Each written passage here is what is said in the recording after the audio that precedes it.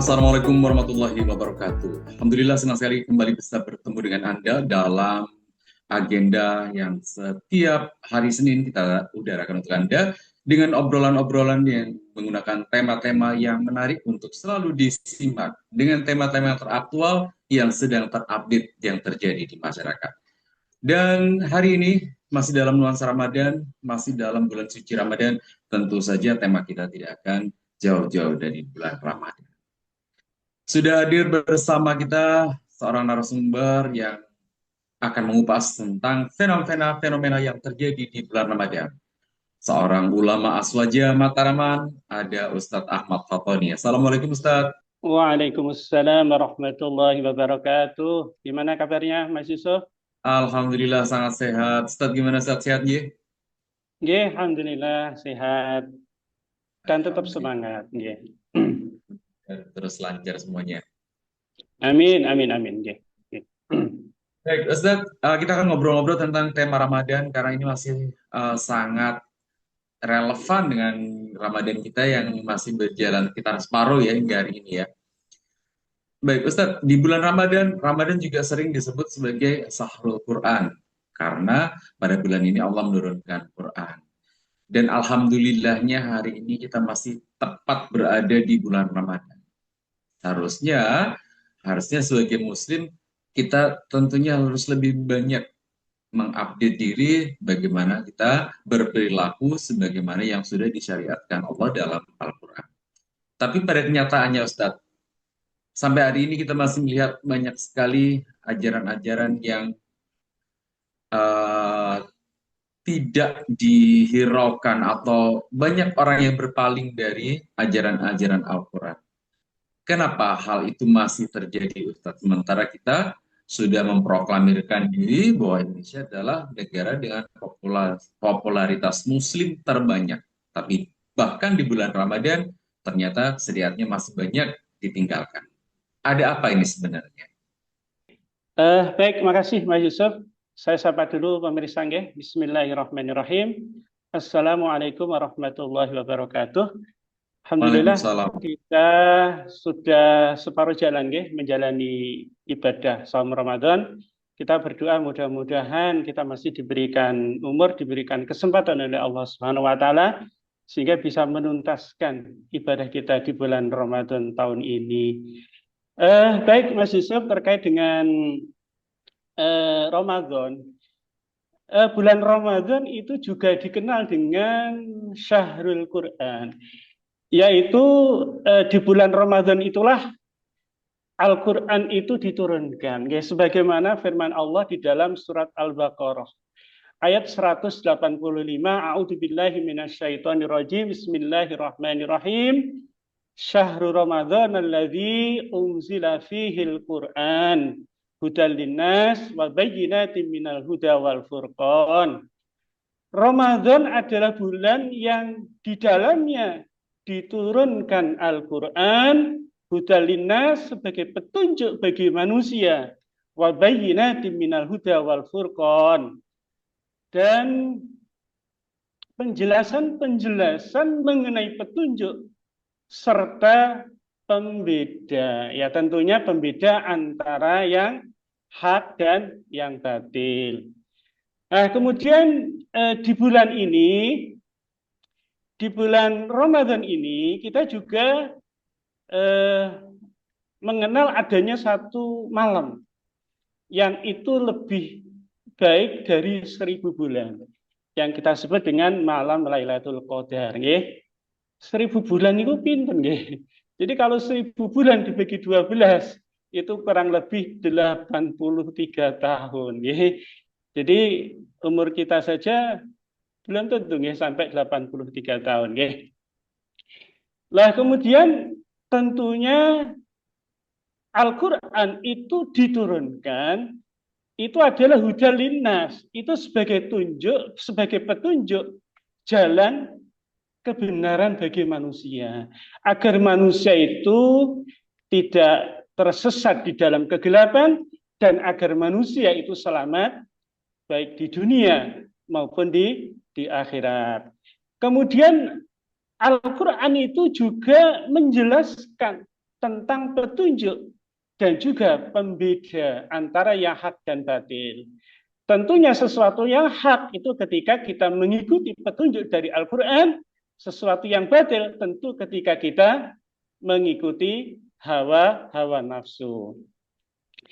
Pemirsa yang insya Allah dirahmati oleh Allah Subhanahu wa Ta'ala, kemudian kita juga tahu bahwa Al-Quran itu adalah warisan baginda Rasulullah Sallallahu Alaihi Wasallam, ya, tentu hingga hari kiamat, ya, sebagaimana Rasul itu bersabda.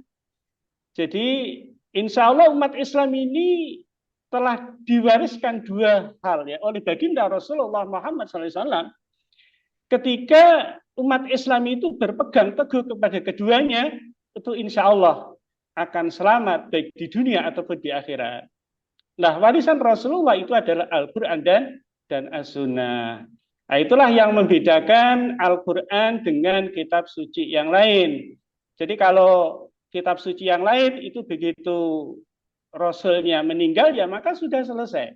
Tetapi untuk Al-Quran, meskipun baginda Rasulullah SAW itu sudah meninggalkan kita, maka ajaran yang ada di Al-Quran itu masih berlaku sampai hari ini.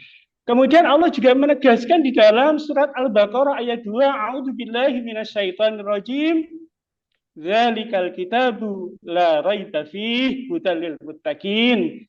Jadi kitab Al-Quran ini tidak ada keraguan di dalamnya, adalah petunjuk bagi kaum yang bertakwa.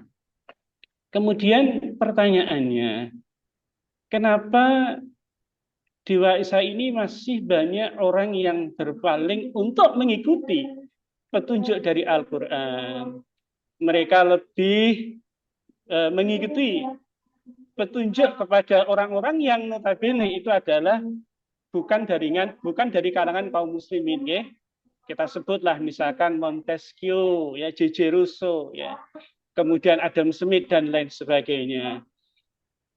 Nah, kemudian ketika kita bicara Al-Quran itu sebenarnya kewajiban kita kepada Al-Quran itu ada 6.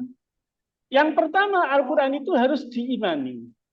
Kemudian yang kedua, Al-Quran itu harus dibaca. Yang ketiga, Al-Quran itu untuk dihafal. Kemudian dipelajari, dan yang kelima difahami, dan tentunya Al-Quran itu juga harus diamalkan. Insya Allah kalau umat Islam itu mau mengamalkan Al-Quran, maka umat Muslim itu dapat menjalani hidup sesuai dengan kehendak Al-Quran. Akan tetapi sebaliknya, ketika kaum muslimin itu berpaling dari Al-Quran, maka kaum muslimin itu akan ditimpa kehinaan, ditimpa di dunia itu kehidupan yang sempit, kemudian di akhirat itu akan diazab dengan azab yang pedih. Sebagaimana di dalam Al-Quran surat At-Taha ayat 124, A'udzubillahi minasyaitonirrajim, Bismillahirrahmanirrahim, wa man a'radu an dzikri fa inna lahu ma'isatan dzonka wa nahsuruhu yaumal qiyamati a'ma. Siapa saja yang berpaling dari peringatanku Al-Quran, maka bagi dia kehidupan yang sempit, dan di akhirat kelak kami akan membangkitkan dia dalam keadaan yang buta. Tuh barangkali Mas Yusuf, ya. Demikian detailnya Al-Quran mengajarkan kepada kita, bahkan kadang-kadang dengan nyaman. Itu kan untuk mengikuti ini dengan penduduk Muslim ini masih saya lihat. Kan. Yang termasuk dalam hal ini adalah pengelolaan sumber daya alam. Karena pengelolaan sumber daya alam di Indonesia masalah tata negara pun ini tidak merujuk kepada Al-Quran yang akhirnya yang sosial, bahkan bisa dikatakan inilah kita kan sebagian besar kemiskinan. Jadi menanggapi hal ini, pandangan ini. Nggih, baik Mas Yusuf nggih. Jadi kalau kita amati, kita cermati nggih, negeri kita ini nggih. Negeri kita ini diberikan karunia oleh Allah Subhanahu wa taala menjadi negeri yang kaya raya, sumber daya alamnya itu sangat melimpah. Kita sebut aja misalkan sumber daya alam berupa emas, kemudian minyak ya, minyak, kemudian gas, nikel, batu bara dan lain sebagainya. Tetapi dengan yang melimpah, kekayaan sumber daya yang melimpah, mestinya itu menjadikan rakyat ya, itu mestinya hidup sejahtera ya. Hidup sejahtera, kemudian makmur gitu. Tetapi kondisi yang terjadi itu kan sebaliknya gitu. Dengan kekayaan sumber daya alam yang melimpah, itu ternyata terjadi kesenjangan sosial yang luar biasa. Kemudian banyak yang hidup di dalam kemiskinan. Dan ternyata sumber daya alam yang melimpah itu tidak mendatangkan keberkahan. Dan bahkan negeri ini berkali-kali ditimpa banyak musibah. Ya.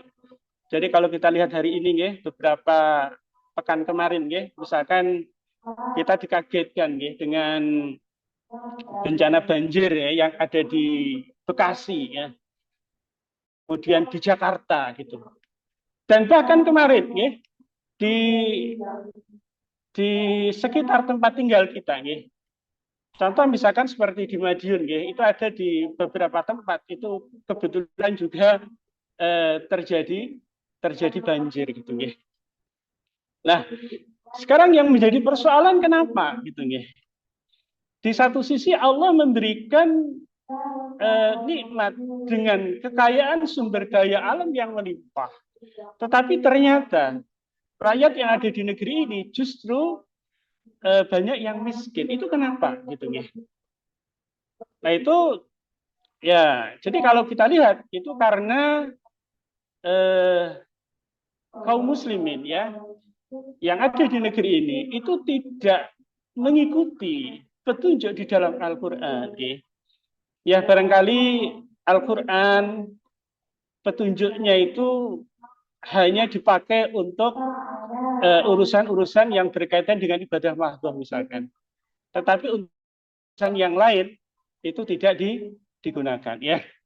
Nah, contoh petunjuk di dalam Al-Quran yang mestinya ini kita pakai, yang mestinya ini kita ikuti, itu sebagaimana firman Allah di dalam surat Al-Hasr ayat 7. Allah berfirman, "A'udzubillahi minasyaitonirrajim, kaila yakuna dulatan bainal aghniya minkum." Jadi Allah berfirman agar harta itu tidak beredar atau menumpuk pada segelintir orang-orang kaya saja di antara kalian. Nah, sekarang kalau kita lihat fakta yang ada di negeri ini, jadi kekayaan memang banyak ya. Tetapi ternyata kekayaan yang ada di negeri ini itu hanya dinikmati, hanya dikuasai oleh segelintir oligarki ya. Jadi banyak rakyat, banyak masyarakat itu yang ternyata tidak bisa memiliki kesempatan untuk mengakses sumber daya alam yang melimpah yang dikaruniakan oleh Allah Subhanahu wa taala. Padahal kalau menurut Islam, Islam itu sebenarnya sudah menetapkan 3 jenis kepemilikan. Ya. Jadi yang pertama itu adalah kepemilikan individu, kemudian yang kedua itu adalah kepemilikan umum, dan yang ketiga itu adalah kepemilikan negara. Ya. Jadi kepemilikan umum itu mestinya itu dikelola oleh negara, kemudian hasilnya itu dikembalikan untuk mensejahterakan rakyat. Insya Allah kalau petunjuk Al-Quran ini yang dipakai, ya, maka melimpahnya sumber daya alam yang ada di negeri ini insya Allah akan bisa mensejahterakan rakyat yang ada di negeri ini. Begitu insya Allah. Jadi kalau begitu penerapan hukum-hukum Islam pada manusia itu sebenarnya apa kewajiban, Ustaz? Ya. Jadi berkaitan dengan penerapan hukum Al-Quran, ya, atau syariat Islam, atau syariat yang dibawa oleh baginda Rasulullah Muhammad SAW, ini di negeri ini memang belum diterapkan secara kafah, gitu. Ini kenapa terjadi? Jadi kalau kita cermati, ternyata sebenarnya kaum muslimin hari ini itu banyak dijangkiti oleh faham sekulerisme. Apa itu sekulerisme? Sekulerisme itu adalah fasluddin anil hayah, pemisahan antara agama dengan kehidupan, dan juga fasluddin anil hayah, atau pemisahan agama dengan negara, gitu. Padahal Allah Subhanahu wa taala memerintahkan kepada kita itu untuk berislam itu secara kafah, ya. Sebagaimana di dalam firman-Nya, A'udzubillahi minasyaitonirrajim, ya ayyuhalladzina amanu udkhulu fis-silmi kafah. Jadi kafah di sini maksudnya adalah kabeh, gitu nggih, kalau dalam bahasa kita nggih. Jadi kalau kita mencoba untuk memotret syariat, itu sebenarnya syariat Islam itu terdiri dari 3 dimensi, nggih. Jadi yang pertama itu adalah hablum minallah. Apa itu hablum minallah? Hablum minallah itu adalah hubungan manusia dengan al-Khaliqnya. Di situ berkaitan dengan ibadah-ibadah mahdhah. Kemudian yang kedua itu adalah hablum minan nafsi, yaitu interaksi manusia dengan dirinya sendiri. Misalnya Allah telah mensyariatkan kepada kaum muslimin berkaitan dengan malbusat, pakaian, ya. Kemudian mat'umat, makanan, dan lain sebagainya. Kemudian dimensi yang ketiga itu adalah hablum minan nas, ya, yaitu hubungan manusia dengan sesamanya, ya. Nah, di situ terkait juga bagaimana urusan politik, urusan pemerintahan itu diatur dan lain sebagainya, gitu, nggih. Nah, oleh karena itu, agar hukum-hukum Allah itu diterapkan, memang yang harus kita lakukan adalah kita harus berdakwah, kita harus mendakwahkan, kita harus memahamkan kepada umat akan pentingnya penerapan hukum-hukum yang ada di dalam Al-Quran, agar kaum muslimin itu tidak terpuruk seperti hari ini. Baik. Kewajiban kan secara kafah, secara total itu adalah kewajiban bagi semua. Nggak ada toleransi, ya, kan? Semuanya harus diterapkan, nggak boleh. Tapi sampai di kenyataannya, pada kenyataan di sebuah negara penduduknya muslim, nggak Islam itu, dan tidak ibadah. Tapi kenyataannya masih banyak yang sampai hari ini bukan nyatanya dengan masyarakat ini masih menolak dan notabene ternyata sebagai seorang Islam.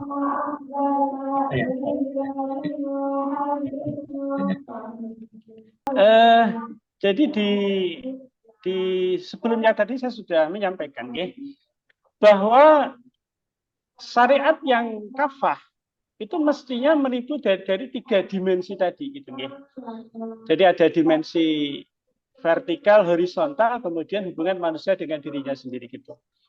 Nah, kemudian kalau kita lihat, ya, jadi syariat Islam itu akan tegak secara kafah itu ketika ada 3 pilar yang menopang. Yang pertama itu adalah ketakwaan individu.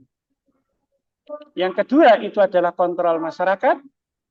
Dan yang ketiga, itu adalah kontrol yang dilakukan oleh negara, yaitu penerapan syariat oleh negara gitu. Maka kita bisa mengambil satu pembelajaran ya. Jadi berkaitan dengan ayat Al-Qur'an, saya ingin mencontohkan dua ayat. Yang dua ayat ini ada di dalam surat yang sama tetapi beda ayat. Yang pertama adalah surat Al-Baqarah ayat 183. Ya, insya Allah ini tidak asing bagi kita. Ayyuhalladzina amanu kutiba alaikumusiyam. Kemudian yang kedua itu berkaitan dengan surat Al-Baqarah ayat 178. Ya. Jadi kita mundur 5 ayat ke maka kita akan menemukan ayat yang berkaitan dengan perintah kepada seorang penguasa itu untuk menerapkan hukum qisas. Ya ayyuhalladzina amanu kutiba alaikumul qisas gitu nggih. Untuk ayat 183 ini diterapkan ya. Tetapi untuk 178. Nah, ini memang kalau kita lihat dari ini itu masih belum dijalankan ya, masih belum dilaksanakan oleh kaum muslimin. Itu barangkali nggih. Baik. Kenapa kok tidak dilaksanakan Ustaz? Kalau Ladina aman itu dengan mudah dilaksanakan. Akan kemudian melaksanakan. Ketika sedikit yang menjadi hal tiba, nah, hal itu sampai sekarang belum dilaksanakan. Kenapa hal itu? Kelewat atau apa yang kita dengar nih beberapa orang kan itu udah nggak relevan, terlalu menyeramkan.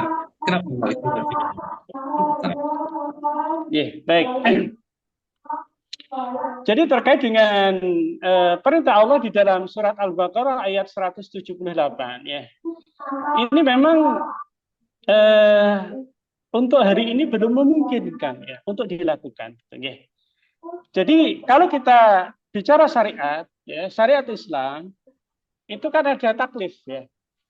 Jadi ada syariat itu yang taklifnya itu adalah kepada pribadi, kepada individu, kemudian ada kepada jamaah, dan juga ada syariat Islam itu yang taklifnya itu ada negara gitu. Nah, maka terkait dengan Al-Quran surat Al-Baqarah ayat 178 itu memang kan taklifnya kepada penguasa gitu, ya. Kepada penguasa gitu, ya. Nah, intinya kalau kita lihat, kita cermatin hari ini ya. Jadi penguasa yang ada di negeri ini, bahkan itu penguasa-penguasa di negeri-negeri kaum muslimin, hari ini tidak menjadikan Al-Quran itu sebagai petunjuk gitu. Tidak menjadikan Al-Quran itu untuk diterapkan di dalam seluruh aspek kehidupan gitu. Padahal tadi ayatnya jelas nih.